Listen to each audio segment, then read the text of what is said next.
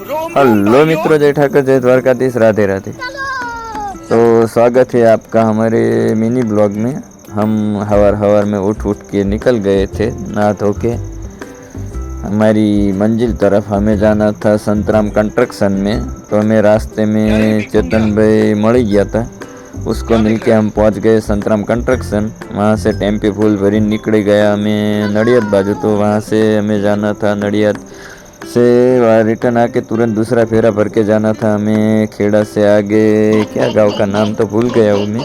तो ये गाय का खाली करवा दिया, खाली करीने पछी निकली गयो आपणे खेड़ा बाजू।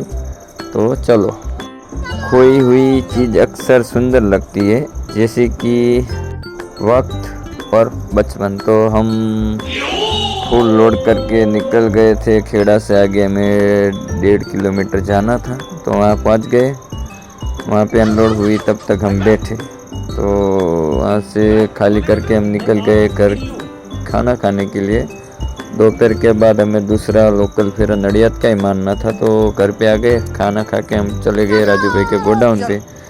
यहाँ 5-6 पाइप भरी लीधी, भरीने ग्रेवर भरीने निकली गया नडियाद अंदर। એટલે એ ખાલી કરીને પછી ઘરે જ આવવાનું હતું, એટલે આપણે પહોંચી ગયા નડિયાદમાં ને એની પાસે પછી થોડુંક સતરાઈ નાખ્યું, ખાલી કરાવીને વળી ગયા ઘર માટે। મળીએ કાલે। જય ઠાકર, જય દ્વારકાધીશ, #જય દ્વારકાધીશ।